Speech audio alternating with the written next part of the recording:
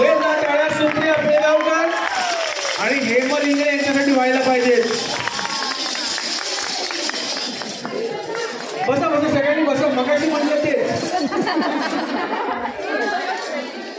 पिवळा रंग सांगितला होता का?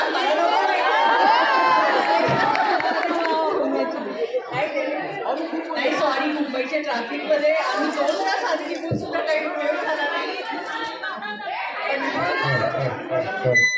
तुम्हाला आवडला? मी सांगते ते म्हणायचं कुठे पण नवसाची तुमच्यासाठी बनवलं काय? खाली बसा